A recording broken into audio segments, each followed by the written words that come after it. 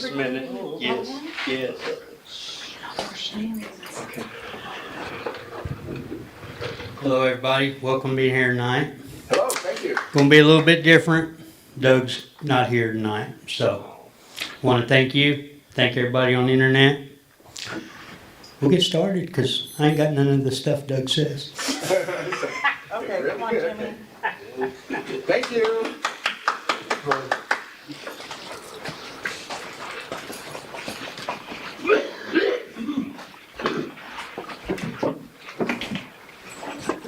Take your time. He's really banking on me being long-winded tonight. So you know I cut out a song. Fill it in with another one. I'll fill it in with another. All the children of the world. Get up here, Will. Come on. Oh, I'll sing. I'll sing. No. All right, I don't want to share my microphone anyway. All right. Everybody have a good week or two since we've been gone? It's a wonderful one. Thank you for me. Awesome. I can only speak for myself, though. Awesome. Everybody's good? Tommy good? We got some new people. We got tall Corey. Little big Corey's not here.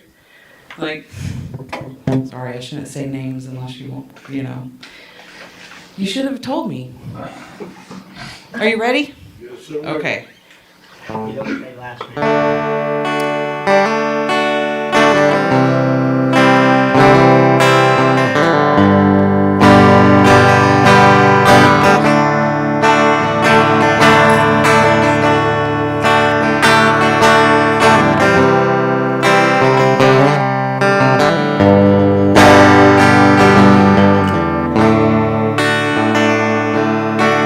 Sun's gonna shine on you today.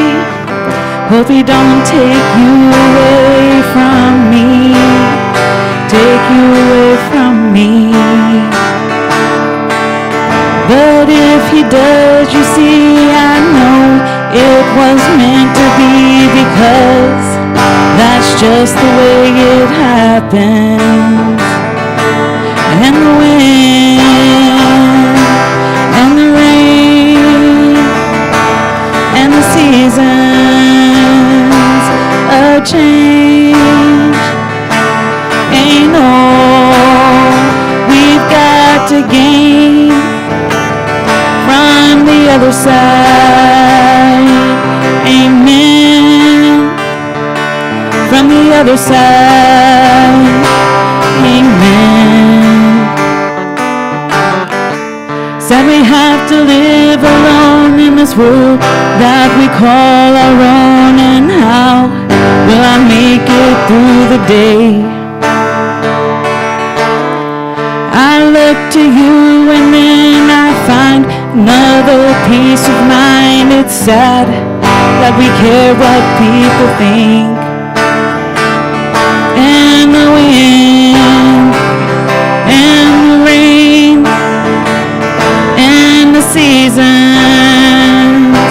of change ain't all we've got to gain from the other side.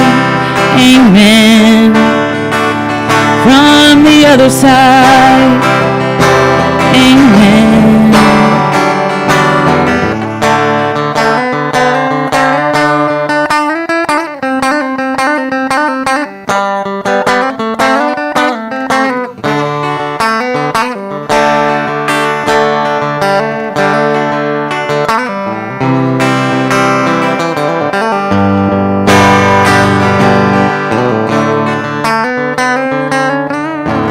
As I grow older, this world grows colder. I see it coming to an end. I don't wanna be alone. I can't face this world on my own, and I will follow him, Jesus, and the wind and the rain and the seasons of change. Ain't all we've got to gain from the other side. Amen. From the other side. Amen. From the other side. Amen. Thank you.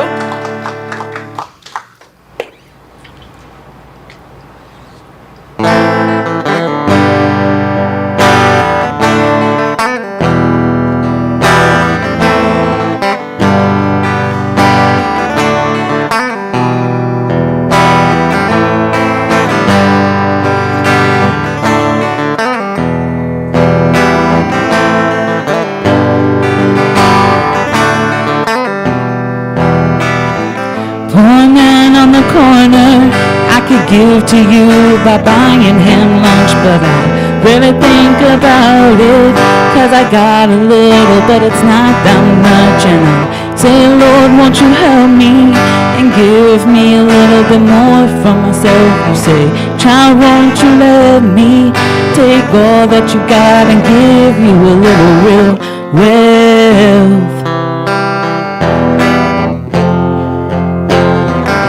I don't know what you want or what you see in my life.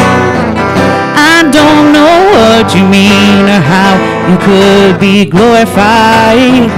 I'm not too sure about this idea of sacrifice, what you mean by mercy, mercy, mercy in me, mercy in me.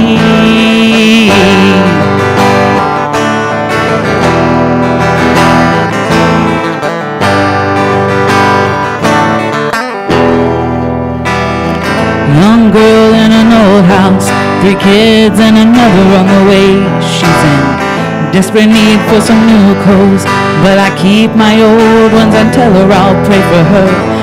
Heart breaks for those kids, that child of a mom who's one of your own. When a few gifts and a little time is another crown I can lay at the feet of your throne. And I don't know what you want or what you see in my life. I don't know what you mean, how you could be glorified. I'm not too sure about this idea of sacrifice, what you mean by mercy, mercy, mercy in me, mercy in me.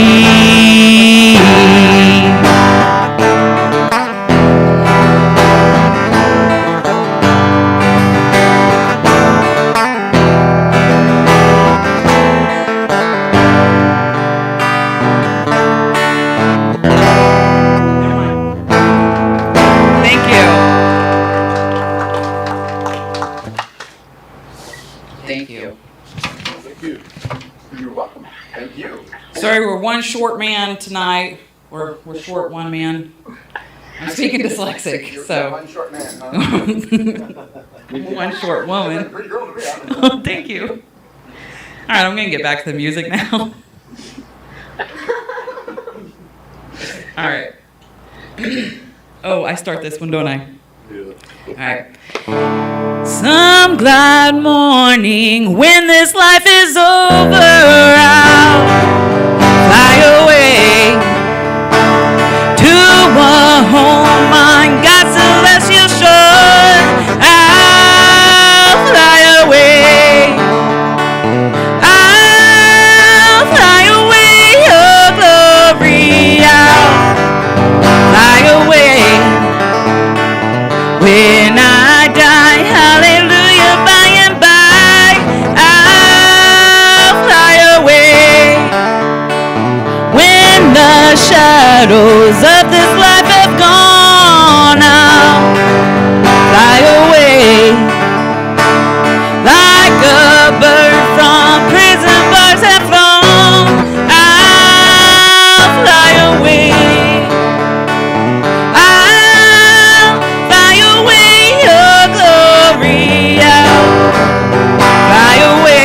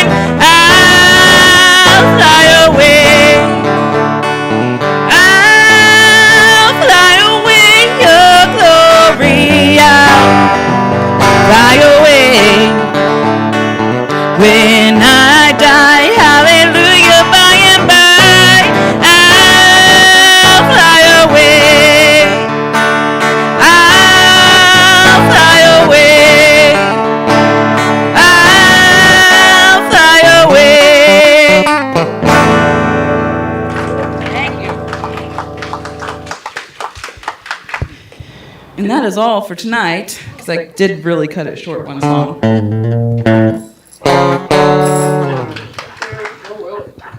So, here at Saturday Night Live, we acknowledge clean time with colorful bracelets.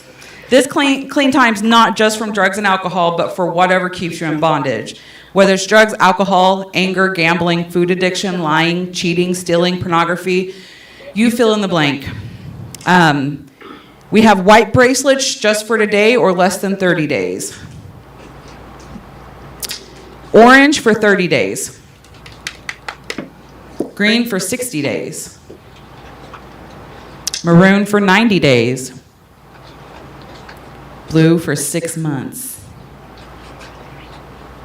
I lost my spot. Yellow for 9 months. Glow in the dark for a year. Gray for 18 months. Black for 2 up to 5 years. Silver for 5 up to 10 years. Or gold for 10 or more.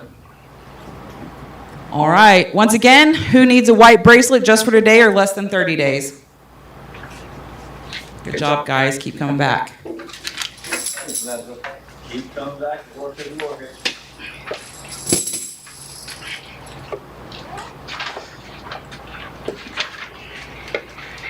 I didn't adjust the microphone. That's fine, I'll do it.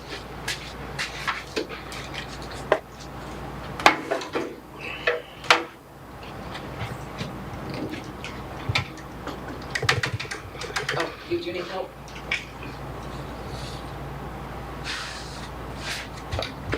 Got it? Okay. Hi, Gar. Hello, I'm Garth. Hello, everyone. How you doing? Missed y'all last week. Hello, Internet land. So, all right. I'm going to read the 12 steps. Step number 1. We admitted that we were powerless over our problems and that our lives had become unmanageable. Step 2. We came to believe that a power greater than ourselves could restore us to sanity. Step 3. We made a decision to turn our wills and our lives over to the care of God. 4. We made a searching and fearless moral inventory of ourselves. 5. We admitted to God, to ourselves, and to another human being the exact nature of our wrongs. 6. We were entirely ready to have God remove these defects of character. 7. We humbly asked God to remove our shortcomings. 8. We made a list of all persons we had harmed and became willing to make amends to them all. 9. We made direct amends to such people who, wherever possible, except when to do so would injure them or others. 10. We continued to take personal inventory, and when we were wrong, promptly admitted it. 11. We sought through prayer and meditation to improve our conscious contact with God, praying only for knowledge of His will for us and the power to carry it out. And 12. Having had a spiritual awakening as a result of these steps, we tried to carry this message to others and to practice these principles in all our affairs. And we are doing number 9 today. And so anybody who wants to say it along with me, you're more than welcome. Number 9, we made direct amends to such people wherever possible, except when to do so would injure them or others. And that's what we'll do today. Okay, thank you.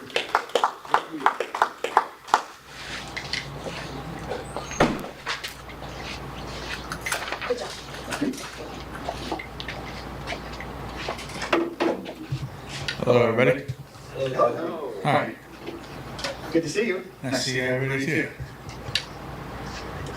Long-awaited healing. Bible reading Genesis 33, 1 through 11. We made direct amends to such people wherever possible, except when to do so would injure them or others. Right there, I got a question. Doug's not here, I'm gonna try to Yeah. I like to tell me. I want you to learn something. Alright. And I do know the answer of why perception is, but I'd like to know your answer. What does it mean by injure them or others? I was thinking about their mental health. So That's what my thing all this week is when I was thinking about it is like what it caused mental health problems, not physical. I thought others would be like me.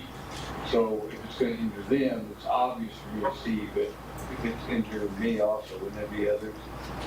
Yes, I believe so. I just wanted to. We all fit in the same in this category. Really? Yes. So, but how would it injure others? If we were to go in and make amends and say, I'm so sorry, how could that possibly injure them? Well. Okay, so let's say that I had 12 kids, hypothetically, and 3 of them belonged to my brothers. If I wouldn't apologize to them for sleeping with their wives and they didn't know it, that might injure me and them. I see, okay, all right. This hypothetical, it's not real. I go with that. Well, and is there, but what do you do in that case? Do you just forget about it? Well, I mean, There's a way to still work the I step. don't want to answer it, but I do have a good answer to that if you don't. No, go ahead. Go. I'm just amazed. There's multiple ways that you can make it up. I've heard that you can go to a graveside and say it at the graveside, write a letter, burn it, there's all kinds of it. But that's really something that is between a sponsee and a sponsor. So if you don't have an answer for a question, maybe you should have a sponsor. Will you be my sponsor? Well, my thought too on this about injuring them is making sure that I'm healed enough that like I'm not gonna knock them out or hurt them. Cause like if you think about the previous steps we've done, and Doug is like you have to be willing to deal with the consequences of your behavior. So like if you go make an amends with somebody and then they want to tell you every other way you need to make an amends, but you're not ready for all the other ways, you know, the old me might come out and get violent, you know. So I think in this case, for me at least, like making sure that I have been willing to even admit a lot of the damage instead of just rushing through. Because I think a lot of people who rush through and they just want to check mark it off, that's where the potential for violence really is. So. And I can see where somebody, when they first learn something, that could be upset and say stuff. So humbleness, I guess and I heard something about living amends. Are you familiar with living amends? No, never heard of that. What is it, Will? You A said living yes. amends is where you can't make a direct amends per se, but you could right the wrong by never doing it again. Because like, if I had a child with a woman, and I don't like you going here, but That's okay. the child doesn't know that I'm the father, and some other guy stepped up and became his father, it would harm that child more for me to come in and give that amends as if I was to never, put myself in that situation again and start doing better. And so do you just forget about it, or is I there, never said I'm not forgetting about it. no, and I'm not sure, As far as your healing process goes, I mean, that would be something that's an individual based, but once again, you could either write a letter, burn it, you can pray. I mean, the main thing for me, and this is just me, unlike Vanessa, I think the fifth step is very important. I have to admit it to myself, to God, and to another human being. And if I admit it to somebody else, I'm actually admitting it to God, because you can hear everything I say. Hence the reason I say it's always really important to have a sponsor. yes. The fifth step's important to me. Sorry, keep going. All right. Pretty good. I like it. Good answer, Tommy. Yeah. Returning to someone we have hurt is a scary thing. The passing years, lack of communication, and memories of anger and hateful emotional exchanges can create tremendous anxiety. Even though we may make some contact through a third party, there will still be tension until we see that person face to face. Isn't that true? Yes, and in fact, I think, I need to make amends, I don't know if I'm really in step 9, maybe, but I think I need to talk to Doug or somebody to see if I am, Right. But I could definitely see how that would be a bit scary to approach them. So does that mean that we could actually use our fear to avoid doing it if we think like what was just asked? What if it's gonna harm them? I mean, if I'm using that for an excuse because I'm fearful of the outcome, wouldn't that kind of also be harming me? Yeah, because you're going through the emotional. Why? Because, like I said, it affects. Like with me, it affects my mental health when I have fear, you know, and I have to get help for that, you know. So, Wouldn't it be how? Huh? Wouldn't that be how, not why? yeah, that is how. You're correct. And does, do you think you would feel any different if you went and did it, even though you were in fear, that you still went and tried to make amends? I don't know. I haven't done it yet. I'm still thinking like it's because my thing is with my brother. And it's all week I've been thinking about my brother. 30 years, no communication, like twice. And both times weren't very adult communication. Right. You know, and I think about that and I wonder what would it be like if we did have this happen with the amends, you know? So would that be part of that living amends if you was right across from you and you was a different person, so you reacted different? Yeah, Or I think responded different instead of reacting? I was thinking of my growth over the years that maybe that would help with the interaction because I know I had my part in it going south, so I know that my growth over the years, and I hope that if maybe he hadn't grown or has grown, I don't know that, so I have to get over that fear. Right. And I wonder if like, if two parties have the same, also have, each have fear, you know? And kind of waiting for the other, you know, and it'd be a shame, for me, it'd be kind of a shame for me not to act when the other, like my biological father, you know, I never met him until I was 27. Right. And then I was with him a couple days and then I left and he died, right? So I'm so grateful that I had that conversation. I thought it was great, but you know, and it went very smoothly, it was amazing. But, you know, I always kind of had that fear of what it was gonna be like when we did, you know? Yep. I'll go on now. This was the case for Jacob, returning to see Esau. And it says in Genesis 33, 1, 3, and 4, Then Jacob looked up and saw Esau coming with his 400 men. Then Jacob went on ahead. Esau ran to meet him and embraced him, threw his arms around his neck, and kissed him, and they both wept. That's good. After, wait, let me see it. That goes again. After being, okay, and then in Genesis 33, 8 through 11, it says, After being introduced to Jacob's family, Esau asked, And what were all the flocks and herds I met as I came? Jacob replied, They are a gift, my lord, to ensure your friendship. My brother, I have plenty, Esau answered. Keep what you have for yourself. But Jacob insisted, No, if I have found favor with you, please accept this gift from me, and what a relief it is to see your friendly smile. It is like seeing the face of God. Please take this gift I have brought you, for God has been very gracious to me. I have more than enough, and because Jacob insisted, Esau finally accepted the gifts. I wondered, go ahead. No, with you. No, you're fine. I wondered what kind of gifts I would offer my brother. Oh, very good. I did. I've been wondering that. Would it be like my PlayStation 5 or, you know, all my games and my movies and, you know, just like give him everything because whatever, you know. I don't know. I just thought like what would be my part like if I What was, was the gift he gave? huh? What was the gift he gave? Animals. Animals? He gave us flocks. I don't have no flocks. You don't have any flocks? No. You don't have dental flocks? Dental floss, yeah. And what my question was going to be is, what if your brother showed up at your meeting and gave you a gift? How would you? I'd be overjoyed. I would. Yeah. I'd be full of just so much happiness, you know? It'd be like a great grand day, you know? I'd be like, yes. Yeah, and that's, doing it. Huh? What's stopping you from doing it? Oh, mileage. He lives in California, and I don't have no way to contact him. I'm my sister, but there's just no way. And anytime I reach out, he doesn't want to talk. He doesn't. He talks to my sister sometimes, but there's no relationship with him and our family really. It's been that way for 25, 30 years.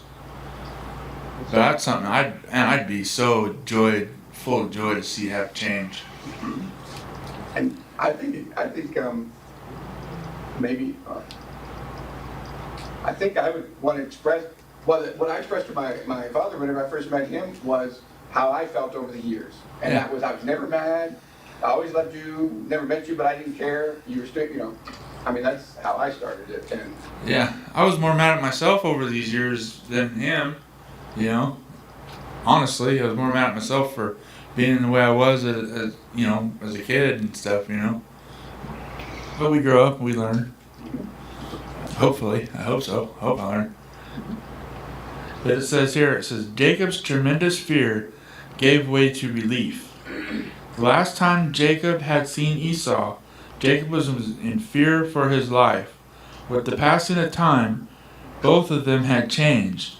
When Jacob faced his brother, he found that there was still affection, even though they both remembered the pain. and it sounded, do you remember the pain? Yes, I do. I do. When I read that, I had like the feeling go through me of like, oh, the fear of remembering the pain and having the pain override everything, and just cause trauma. More trauma. Is what I was thinking about throughout the week too. It was like, so I had more fear-based like ideas, like it's not gonna work. It can't work. It never has worked. But like Will said, what's stopping you from doing it? I mean, I could write him a letter. That'd be easy.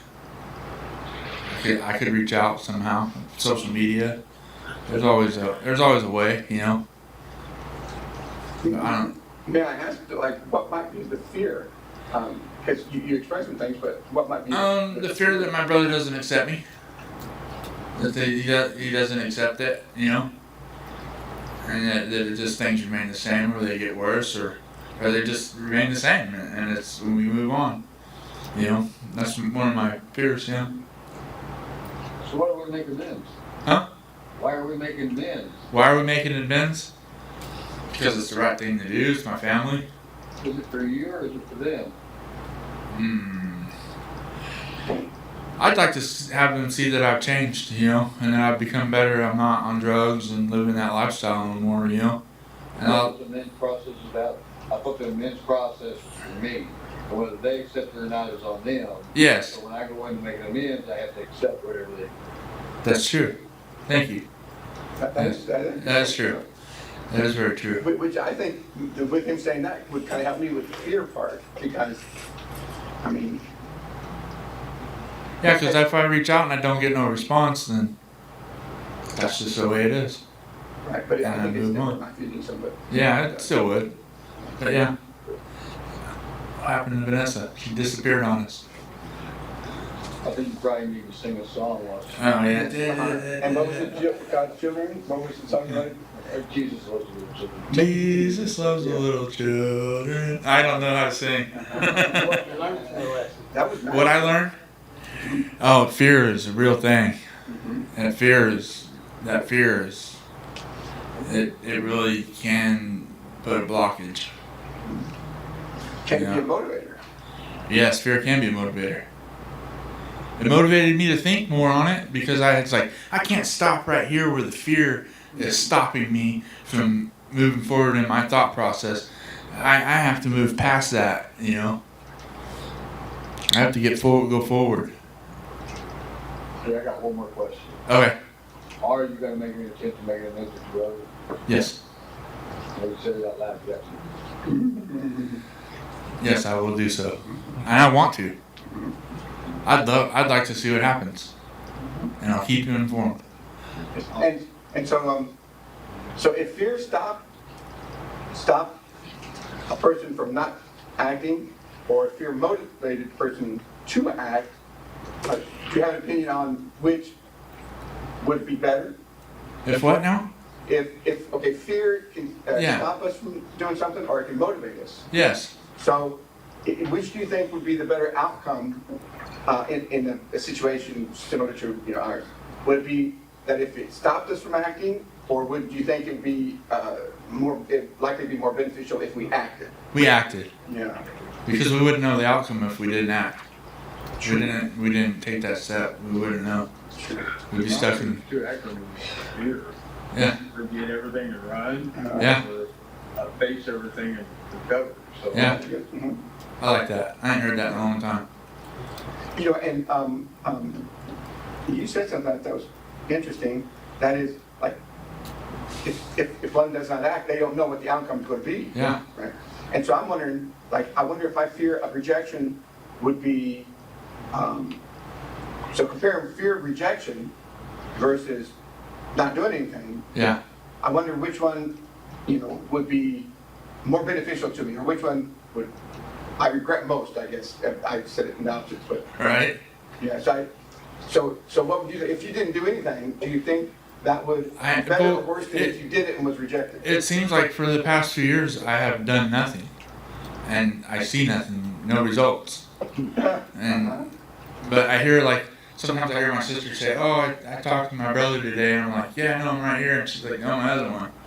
And I get this feeling of guiltiness, like maybe I should have talked to him also, And but I just never know, because I've never stepped out of my comfort zone to address that, Yeah, I look forward to, in the future, whenever, to hear the outcome. Thank you, Vanessa. Take care. Thank you, guys. Sorry I couldn't sing. Oh, that's okay, that one sentence was beautiful, made me tear up. The whole meeting was hanging on that, Tommy. Heard the whole thing.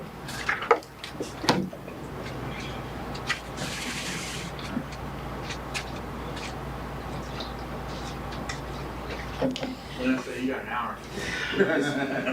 That's okay, because if I don't do the whole hour on my questions, I got one of Doug's sheets. A little cheat sheet. Willie's like, it don't matter how long you go. Yeah, it does. I don't want to leave here early. So, Yeah, I want to be around y'all. yes. All the time. I got my birds and my dogs waiting for me at home, but If you wouldn't have skipped a song, then we'd be listen, if my lungs could have done it, I've not been feeling great. So, okay. Let me get right real quick. That week off has me messed up. So, long-awaited healing. The question, I was actually whenever, What'd you say? Hold your horses. I was actually, whenever they told me long-awaited healing, I'm like, yes, I get to share about all the good things. And the first question is, who are the people on my step 8 list who strike the most intense fear in my heart? Why do I have to talk about this? Wow. Yeah, it says, so who strikes the most intense fear in my heart when I think about making amends face to face?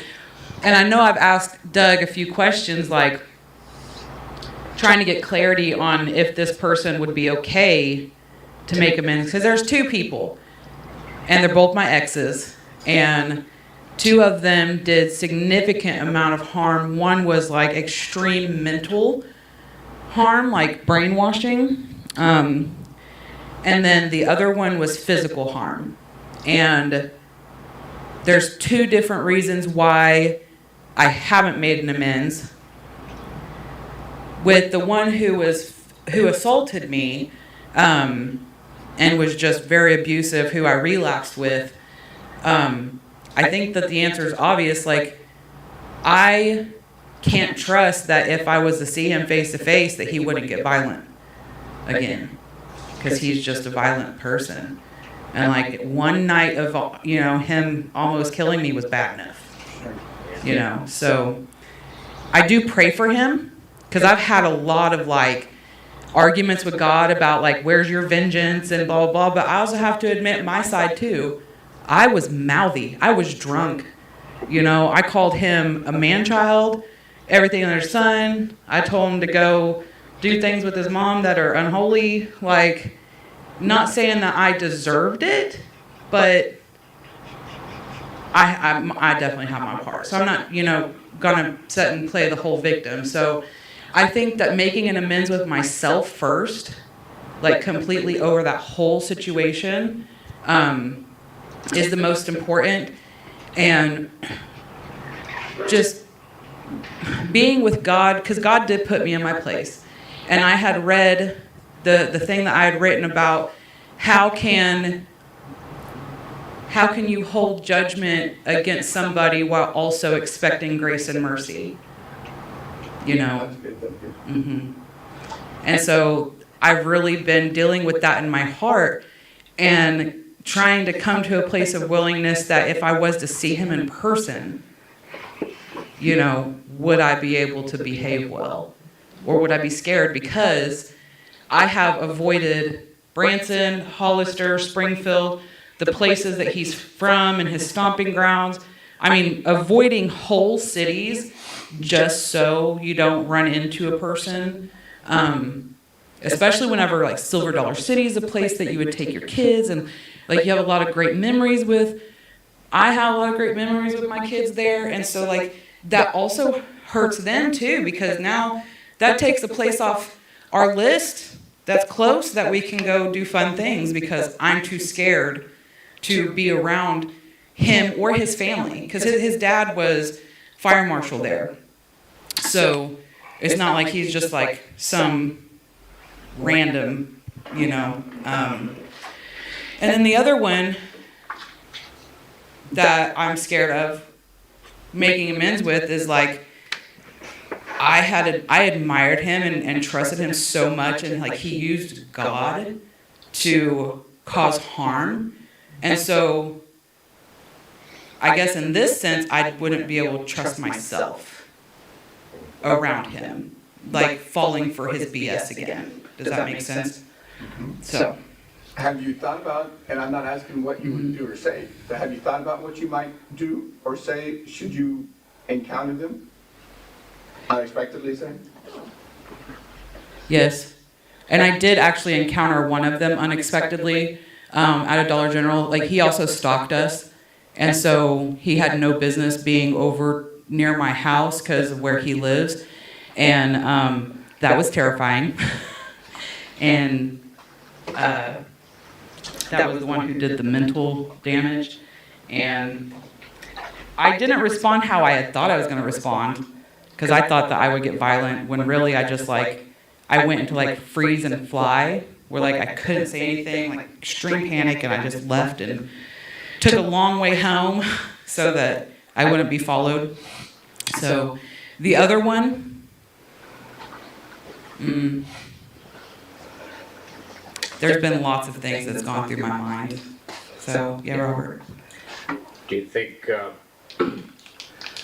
maybe writing a letter instead of a face-to-face conversation, and whether you send it or not, it may at least give voice to what you would want to say to that person. Yeah. And it might give you some self-awareness of how you're coming along in your recovery as well. I don't know, it's just a thought. I have written poetry, because I write poetry, and I've allowed those feelings to come out in that way, but there's still a lot in there, obviously, and so maybe writing a letter, but I just want to like write F you know, like this horrible stuff, like, and then I got to put myself in check and be like, that's not who I am. That's what they brought out. You know, and I know I brought out bad things in them too, you know, so I don't want to sit and be the whole victim, but I might. Yeah. I might. Yeah. Right now No, please. right now I'm just working on praying for them. So anytime I have ill feelings or honestly, like thoughts of murder in those moments, like I just pray and I give it to God, like bless them, forgive them. They don't know what they do, forgive me because I'm ignorant too, and things like that. So, And maybe it's one of those cases where it would cause more harm. I think so. Yeah. So I think between you and God, you'll figure it out. Yeah, because when Tommy was talking about it causing like mental health stuff, like I'm honestly like where I'm at mentally and in my life and everything, like I feel like I'm pretty good. But it is those two specific people. I've made amends with everybody else. I've made amends with a person who had sexually assaulted me whenever I was a teenager. Things are fine and well, but it also took 15 years for me to be able to make amends with that specific person. So it might come later, maybe when he's decrepit and can't walk or something. I don't know. When I know that he's not physically able, maybe, hopefully. But Will, I know you're just burning to ask a question. You had a grin on your face a minute ago. I was just gonna ask if you asked your sponsor. I don't have a sponsor. I knew that was right. God is my sponsor. Sounds like you can ask him too, right? Oh, sure. Well, yeah, I've asked him then. Okay. I like your little twist there. Thanks. And that's, and your situation, that for me would be, a struggle to know which one to do.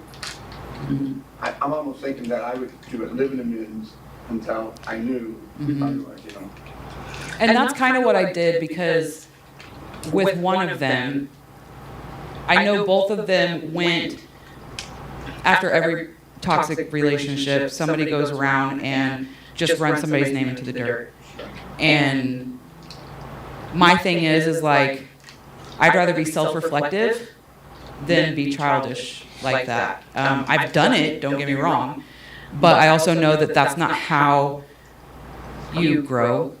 And so I kind of just like let them be them, and the truth will come out. And the truth did come out. And so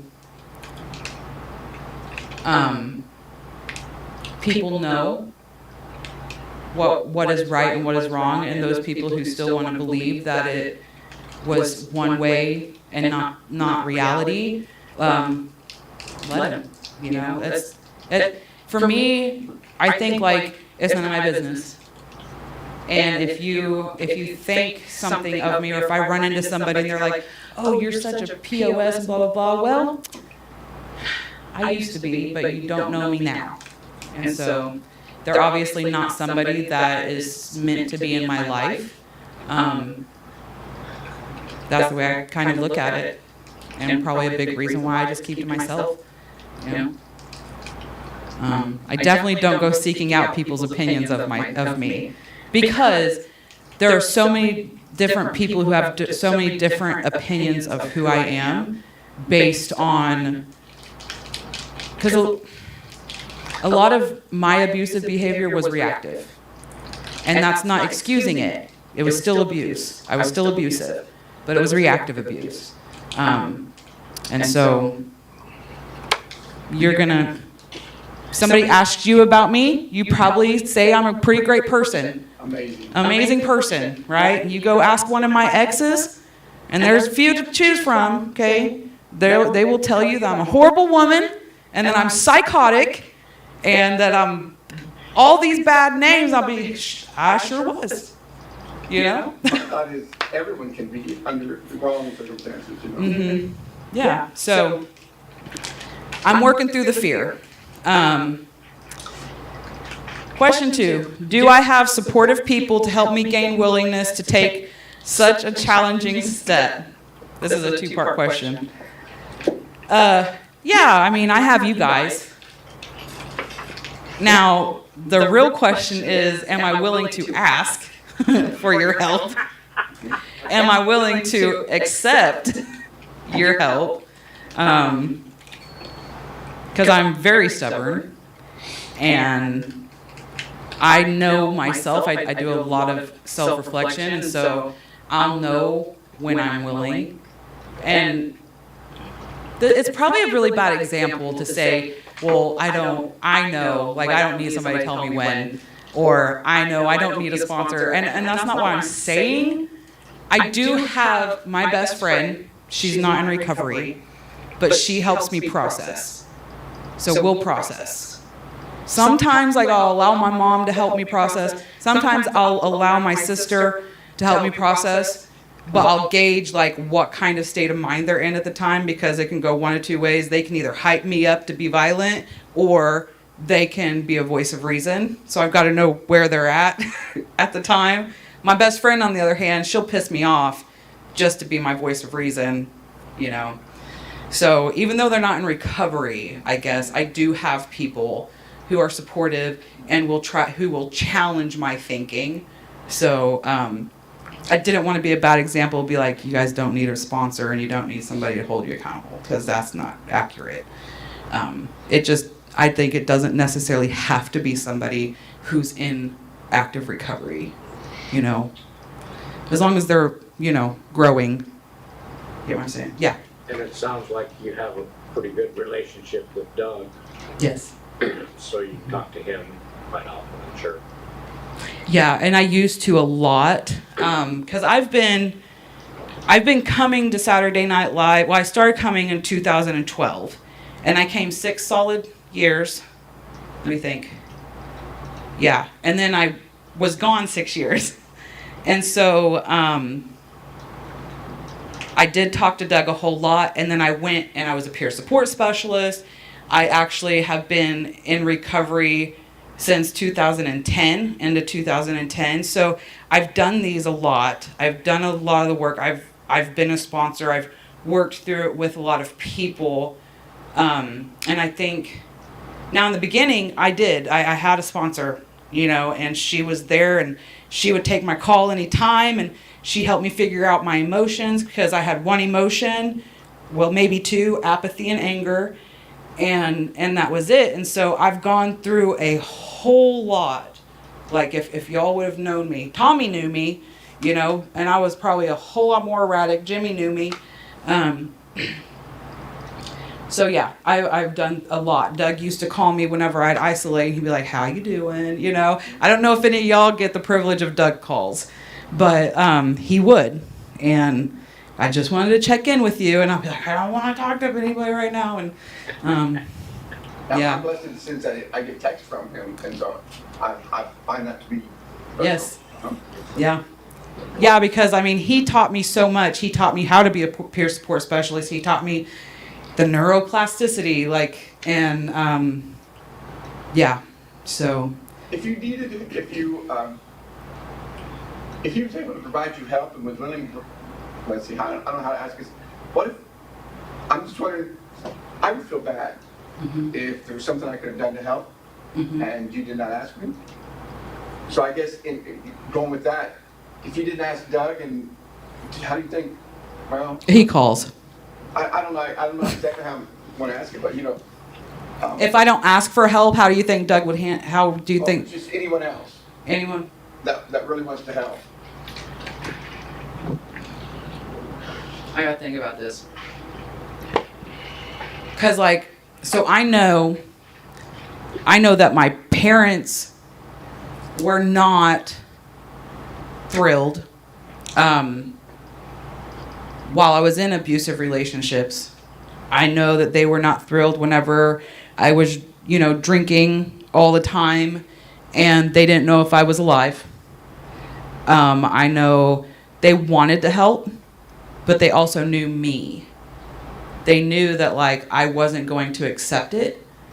I wasn't going to ask for it. But if I did, because I do get to a point where I will, because that's usually when I'm done, you know. And then, man, mama, if I need out of a relationship or if I need out of a dangerous situation, she's at the doorstep within how fast as she can get there with a U-Haul, you know, to help get me out. Like, my whole family has showed up one time and we packed in 33-gallon trash bags to get me out. And So they're there at a drop of a dime when I do. But they also know that, like, a lot of women, especially in abusive relationships, and regardless of whether there's active addiction on her part, you know, you can't offer help because sometimes it can make it worse, especially if she's not willing. You know what I'm saying? And so I think with them knowing that also, that they just let it be, and they knew that, like, I would come to a place. Yeah. So now Doug, on the other hand, he doesn't, like, impose too much. Like, he's not going to show up on my doorstep with a U-Haul, but he'll send me a text or call, you know, and which I like, because then I know, like, okay, people are actually concerned. Then that'll also cause me to be self-reflective. Make sense? Do I have an advisor or sponsor to work with me? I've already answered that question. You jumped ahead, Will. Well, what is your answer? God. Oh, okay. I have a very, very close relationship with God now, that is really fast-tracked in these last 9 months since I've been on my own. And he's definitely very quick to put me in my place. And with that also, like, I moved to the family compound. Some of you guys have been out to the house. Like, my daddy lives 80 feet in front of me, and my cousin lives there. My aunt and uncle lives there. My sister's moving out. Like, they don't let me just, I mean, they'll let me for a while, but dad'll come bang on my door and be like, haven't heard from you, and you live right next door. So I got to make sure, like, I honk and wave, you know, like, as I'm passing his house, so they don't get too concerned. But I know I can be extroverted a lot, so it'd probably be really surprising to admit that, like, I'm just an introvert, you know, which really does not help when you're in active addiction, because you, like, introvert hardcore. So, those are the questions, but yes, Will. What did you learn? What did I learn? In a nutshell. In a nutshell. A 30-minute nutshell. Wait. That nutshell. We got 30 minutes. The first question is, what did I learn? And the next one is, what's your takeaway? Okay? Right? All right. No. What did I learn is that I still have some bitterness to work on, where I thought I joke a lot about my anger issues, but in all honesty, it's been since 2011 since I've actually hit somebody. Okay? Let me think. Was that military time? 2011. Well, okay. That was cute. That was good. It's been 2021. I didn't hit anybody, but I did take a Sawzall to my front door. So, but that's progress, in my opinion. But nothing since then. Because the next time that I got close to that, I just packed my stuff and left. I got out. Because I don't need to be in situations that's going to provoke that in me. Because that is not who I am. That is my survival mode. That is what I've lived in for so long. But I'm also almost 40. I am old. It hurts. Gives me a headache. Gives me high blood pressure. And I don't need to be on a bunch of meds. So I stay away from the nonsense. So, but the bitterness. You know, the fact that, like, I still think of these two men, and one of them, I'm just going to keep my mouth shut, because, like, I know he may or may not watch this, and I know he's known. I don't say his name, but he still pisses me off. He still does stuff. And I still get messages from people telling me about his business, and I'm like, I do not care. Like, that even in and of itself causes me harm. You know, because then I go off on this paranoia and this tangent, and, you know. I wonder why they still tell you if. Because it's such BS that they're like, I'm so shocked that he's, well, I'm not. You know? But One last question. So what are you gonna do different now? Now that you recognize an issue, what are you gonna do? More of the same thing I've been doing because it has been working. I know that was going to be your next question. How's that going to work out for you? Really just trying to get you to speak out loud or something to where you'll hold yourself accountable for it. And it doesn't really matter what it is. What, holding myself accountable for something? No, when, it's easy for me to say in my mind that I'm gonna do something, but when I speak it out loud, I hold myself more accountable. It's not about anybody else in the room. I just figured I'd ask you. Yeah, I'm trying to play like Doug, but like thinking out loud, I agree with what he's saying, is if I think out loud, or just speak it out loud. yeah, speak it out. I am going to sincerely give the letter writing a thought because that's what I used to tell my clients. Write a letter, burn it. You know, do a burnt offering. I do pray about it a lot. I avoid areas that they may or may not be in.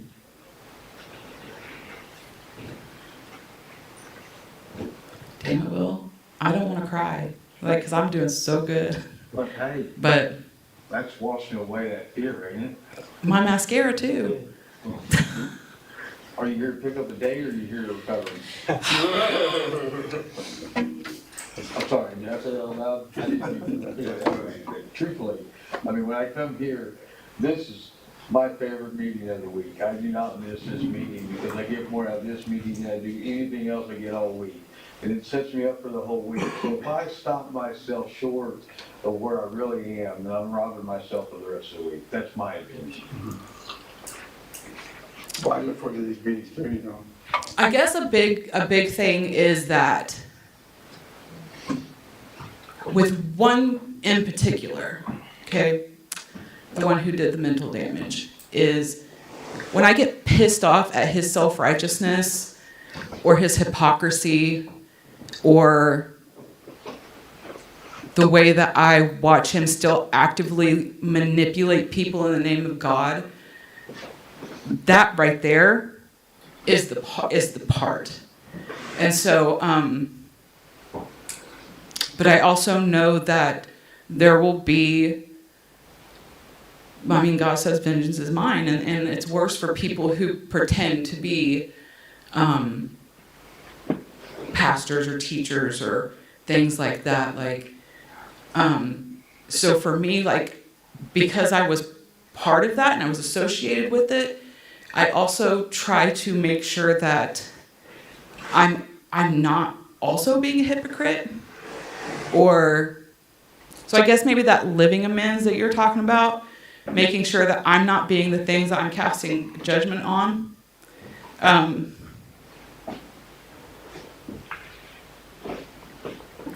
Because I think it's so disgusting to use God to manipulate people. Yeah.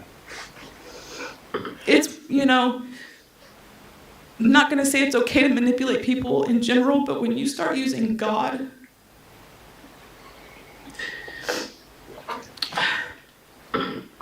yeah. And I do want to forgive him. I do. I loved more than anything being a pastor's wife. That is the part. It's like, because I was young, I was 26 and he was a whole lot older than me. And he knew the religious hurt that I had come from. And he used that to his advantage and said, God told me you're my wife. And I submitted, like subserviently, you know, like these are just the things that, so positive things that came from that relationship though was one, this meeting, where I have got a lot of healing. 2 was my church that I went to for 10 years. And a lot of the friends that I have now I would have never met if I would have stayed where I was and not, you know, come to this place or,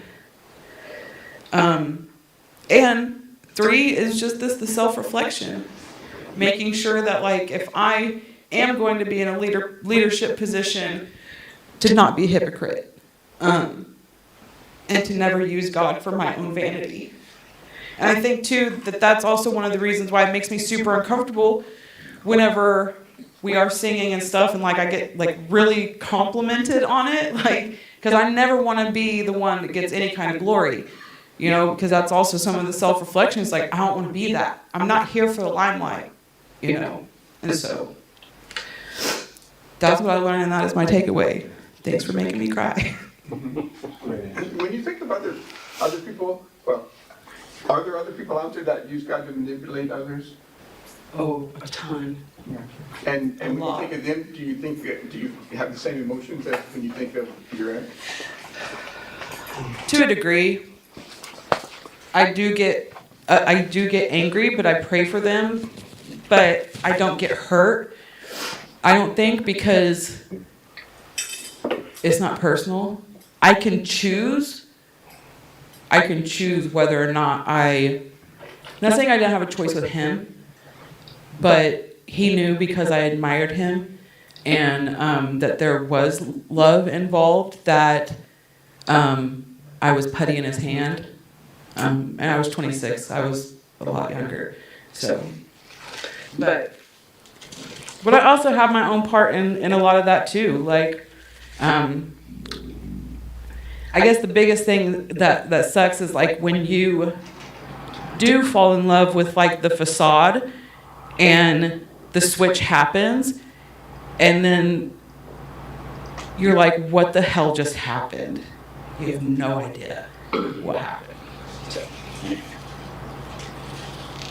And I don't like when individuals use God to their own advantage as well. And there's been some people, you know, televangelists on TV, I could name some of them. Yeah. And that's just, I think, really wrong. Oh, I definitely still, I do have like a huge issue with it. So it's just not as personal. I'm not going to sit up here and cry about them, you know. And are you faith in God? Do you feel God will take care of that situation? Give Yes. them just due or what have you? Yes. But also, honestly, like I came very close to becoming atheist. What? I came very close during that divorce to becoming atheist. And so I think that that's another big reason why I take it so personal. Yeah. So I want to read this forgiveness protocol because I know Doug has tried a few times and he keeps saying, "Oh, I got this. We might get to it, whatever," but we never had time. So the forgiveness protocol. What do you do if you find out that you have hurt or harmed somebody and you want to revive the relationship or even improve it?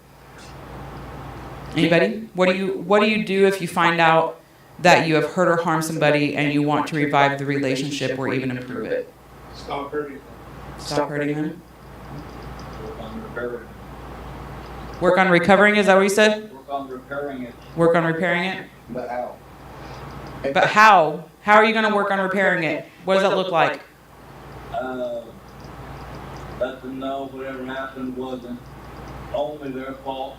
It probably was not their fault at all, but let them know you had a part in playing in what happened, and you should not be angry at them. You should be angry at yourself for allowing things to progress that far. So the question is, what do you do if you find out that you have hurt or harmed somebody? Talk to the other person about it. I would say try to make amends. But how? Apologize. Apologize? What'd you say? I'm sorry. What's your name? Just talk to him. Just talk to him? That you hurt. Mm-hmm. When you ask them how you could make up for the wrong, so to do that, you also have to admit. So you say go ask them, like, how did you hurt them? No. Ask them how you can make up for it. Oh, ask how you can make up for it? It was done in order to fix the problem, you have to recognize it. To make amends, you have to say it. Okay. And Yeah. the thought that I'm having is, I don't want to hurt anybody. And so if I hurt somebody, either I know I hurt them, like if I get upset and I'll say something, you know, I definitely, but I always let people know, give me 30 minutes and I'll, you know, be apologetic because I just have a mouth sometimes. But, you know, if I didn't, but I don't ever set out to intentionally hurt someone.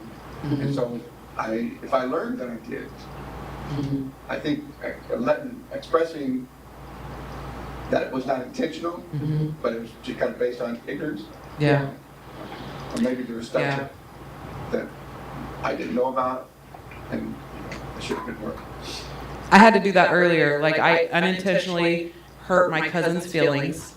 And I took her a whole bunch of stuff, like gifts, not to like make myself feel better, but to kind of like help with the issue that she was dealing with.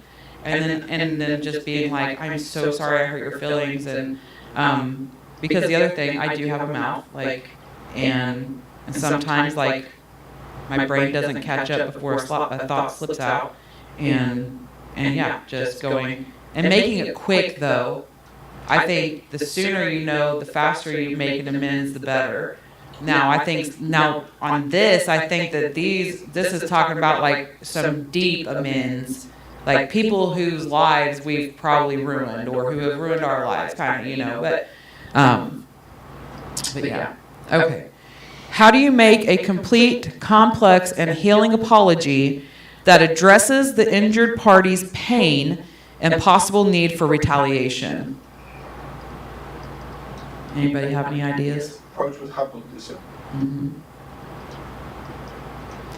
Now, I've called my mom before because I feel like that my amends with my parents is like everlasting. And as my kids grew up before they moved out, I would call Mom and I'd be like, Mom, did I make you feel this way? However, how I'm feeling at the time. She's like, oh yeah. Yeah. And I'm like, God, I was such an asshole. Like, I'm so sorry. Like, you know, I didn't mean to do that and forgive my ignorance. She's like, you were a teenager. Your brain wasn't fully developed, you know? So she'd be like, yeah, you were ignorant. You were stupid. And so that also helps me too, because I know she's already forgiven and she knows that she knew then, I guess, that as I go through it as a parent that I would understand. And so that also gives me hope also that my kids repeating the same cycles I'm repeating right now, that there will come a time, hopefully, that they will be doing the same thing that I'm doing. You know, when I call my parents and apologize and stuff like that. Because I really think out of anybody, if I hurt anybody the most, it was my parents for sure. Maybe my sister. So I mentioned my biological father. I never met you until I was like 26 years. But my mother, my whole life, never said an ill word about him, ever. And I think that is why, you know, I never had hard feelings towards him. She didn't plant any of those in your head. Yeah, so I think that's was really important. And so that's why I told him I never had an ill thought, you know. It was nice to be able to share that. But Yeah, so I feel blessed with that is good. my mother. A formula or a recipe called the Forgiveness Protocol that I gave to my patients, particularly parents who had harmed their children or couples wounded by adultery. Number 1 is say you're sorry. However that is, because like, just go and be like, I'm sorry, you know. I think it needs to be more than that, which is going to break it down. I would say totally genuineness. I think genuineness Yes. is very important. Yeah, because even as kids, like, tell them you're sorry, I'm sorry. Say it like you mean it, you know. Yeah. Number 2 is make an inventory of how your behavior might have hurt or harmed someone. Ask that person if the list is complete, and correct your list to reflect a complete account of the costs of your behavior. That's the part that I was talking about a minute ago, making sure that it is complete before you go make the amends, because if they throw something in your face, making sure you're healed enough to deal with it, kind of thing. Yes, Will. I know you have. Bill didn't say a word. But you put your glasses on and you have, oh, are you following along? Yeah. Okay, never mind. And I think, I think it's interesting that, you show them the list and ask them to participate. I don't think I've done that, I think that's pretty interesting. I'll be honest, I haven't, and I don't know if I will. With the people who I feel like that at times that the amends isn't complete, kind of like with my parents and my close family, like it's like the onion. As the onion peels off in recovery, something's gonna pop up. Where like some of the other people that chapter's over. So I've been able to like make the amends, close the book, and let it go. Now, I am not going to say this is wrong, but it also concerns me if I was to go to, let's say I go to my ex, the one I have kids with, right? And I go to him, I try to make an amends, and I'm like, is this list complete? It's never going to be complete. He will always find something new. And even if I work my butt off to correct all of that, because I am a whole new person, I still have to interact with him. I treat him different.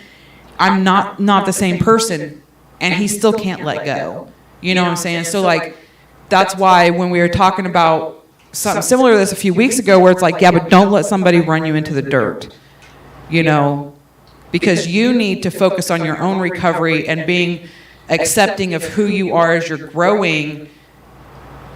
There is a fine balance that you have to teeter between the people pleasing and doing everything for them to make the amends, or just accepting that like it's never going to be enough. You are growing, you are different, and I love who I am now. Because he doesn't know who I am. To him, I'm still that 16 to 26-year-old that we were equally violent to each other, and he's not in recovery, so. In making the list, do you feel it would help you kind of let go at all? Oh, I've let go of, like with him specifically, or? Like the list, because I was going to ask, because for me, to kind of list things out kind of helps me let things, get past them. And I was just wondering if I included someone else in the situation where it was tense between us, I wonder if it would help them let it go as well, because they'd be able to express to me what they really thought, I do feel like the list is very beneficial. It really is. And I think that with each list, this is my own personal thought, okay? With each list that you have with each individual person, you need to make a personal amends with yourself, not a general amends, like, oh, I'm one person on this list. You need to make an actual amends with every single person. Because like what I was saying a minute ago, I was a different person with different people. So there are different things that I need to make an amends to, and I know why I behaved the way I behaved and what my reactions were, blah, blah, blah. But I also have to go through that and know, because I do know I caused harm, but I have to get to a point where I'm not going to justify it. Because I justified it for so long. So I know I'm dragging on. But, and number 3, say you're sorry again. And be prepared to say this many times. I guess, because Doug did go over this. This is the one that we went over. And I was like, I feel like once you say sorry once is enough. And I've thought a lot about that. And I think the reason why is because I do a lot of overanalyzation before I even get to the point of saying I'm sorry. That like I will like pull it out, look at it this way and this way and this way and this way and this way, like every direction to make sure it's thorough before I do go and say I'm sorry. and I've made an amends with myself, and I want to be healthy in myself and prepare my own heart before going. So I guess if you say you're sorry again, if you have to say you're sorry again, in my opinion, if I go tell the girls' dad I'm sorry, and I've been very thorough about it, I don't need to continue to grovel. I guess this feels like groveling kind of thing, because again, he's one that if I ask him if the list is complete, it's never going to be complete. And so he is actually like a textbook narcissist also. And so, being careful, because that will cause harm to me. Where if I acted a behavior or said something now, after I've done a lot of the work, I will say sorry. These are, so if like they're still actively in my life kind of thing. But again, I don't want to say he's wrong, and maybe there's like something I'm not catching on to this, because I do tend to be obstinate about certain things. And mine is, I guess, protecting myself from abuse. Because for me, addiction involved domestic violence. And so. Well, and I'm not qualified to comment, I guess, but boy, protect yourself. I mean, because I wouldn't want to do anything if I felt harm was going to come out of it.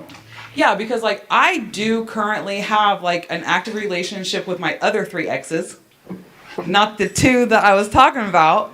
Like we've made the amends. We have like friendships, because there is obviously some substance there, and it might not be love. And then what it could have been is like maybe they were meant to be like my best friends, but we took it way over here, and that was stupid.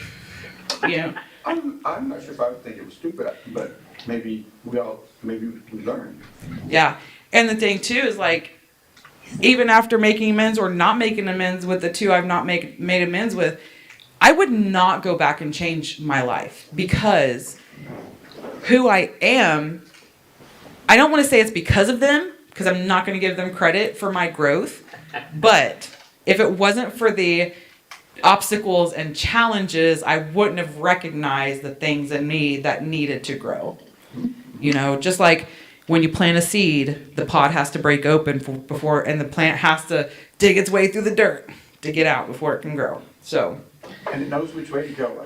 It does. And sometimes growth looks different in plants where like they grow down first and the roots have to get super deep before anything comes out. So, number 4, tell the other person exactly how you understand the cost of your behavior. Now that is something like anytime I've made an amends, I do come to them with that vulnerability, with that thorough analyzation, like I said, and like sincerity, like being genuine. Otherwise, I'm not the kind of person, like if it's not genuine, I'm not going to say it. Because like if I don't really feel sorry, I'm not sorry. Mm-hmm. And honestly, like for so much of my life, once I cut you off, you're off. I don't come to repair relationships. It's obviously different with my parents and my sister. So, we don't have a whole lot more time, but. Oh, this says, tell the other person exactly how you understand the cost of your behavior and allow the other person to vent, elaborate, or reiterate as needed so that the other person really feels heard. I do agree with this to a degree, of course. Know your audience, know the person you're dealing with. I would not do that with my first husband, but I did it with my sister. I had no idea that my isolation really, it traumatized her. Whenever she would call back to back, and I'd reject, and she didn't know what I was doing, how I was doing, if I was dead, if I'd been kidnapped, if, I had no idea that was going on. So I let her, But it was more in that, like, I was so scared that I was going to lose my sister. And, like, so she was being vulnerable rather than making accusations or, like, attacking. She wasn't attacking. She wasn't accusing. She wasn't like, you were such a POS and I can't believe you did this. And blah, blah. I mean, there's going to be people that do that. But for me, like, that will damage me. But what my sister did, being vulnerable and telling me, like, you know, how sad I made her and how, like, I caused trauma and stuff, like, I own that. Now, I make a active decision that if I have already rejected her phone call 2 to 3 times, I have to answer the next one. Even if it is to say, I don't want to talk right now. Or I'm busy, you know? Or send her a text message back. I just will not ghost her. I will not put her through that again, you know? So. And that's what I like about texting, because, you know, because there's times that I don't talk to anybody, you know? Mm-hmm. So a text is good to be able to just say, I just need space or whatever. So, number 5, clarify with the other person if the behavior was a simple accident, a mistake, a mistaken calculation of cost and benefits, or a deliberate deed. This part is not easy and takes time and attention because thoughtlessness is one of the most common sources of problems and may reflect recurrent self-centeredness. Intentional acts of revenge or malice also requires great insight to acknowledge. The thoughtlessness part, I don't have experience with that. And maybe that makes me a little bit more like on the evil side because a lot of, well, I can't say I don't have experience because I did hurt my cousin earlier, you know, but I wasn't being, what does it say? Malicious? I wasn't being malicious, you know? But a lot of the other hurt that I've caused was very, premeditated, I guess. Was it in response to something that you felt from what they've done, they did? Yeah. The thought was always like, I'm going to make them hurt as bad as they hurt me. Yeah. And did that lead to a good positive result? Oh, no. It led me to relapse because that was during that 10 years. So, okay. Do you want me to be done? You guys are having your own private party over there. No, They are not, yes, switched up. I could do one more. Do one more, sure. You're good, Vanessa. What'd you say? No, My issues what? I didn't say nothing about an issue. Now you got your own self-deception going on. I said you could, once you get off the mic. I told you that I'm like the female version of you. You want the microphone? Am I really that bad? No, he told me that I needed to be long-winded tonight and fill in the time. You did great. We're still recording. Yes, we are. Yes, so. And Doug's gonna watch this. Yeah, he is. Doug, we did really good. You did very good, Vanessa. Thanks. I think it's great to go over like how to make amends. I don't think you can go over that enough, you know. Thank you all for coming. Hope y'all learned something. I did. And like Doug would tell you, see you next time and make healthy choices. Hold Have- up. You want to mention the baptism or something? I'll let Doug do that next week. Okay. Okay? All right. Thank you. Y'all have a good evening. Thank you. Good night. Good night. Really? Hold on. Good night, sleep tight, the best dream to you. Till we meet again. Did I say the right word? Can you get out of your Did I really? Oh, cool.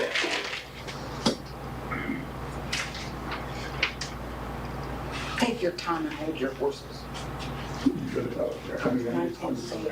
Next week is keeping promises. Oh, that's okay. No, you know, because I know in speech class I had they say, you know, When nervous, most people don't know what you, so, I mean, you did not look nervous at all, you did. Thank you. And I'm not.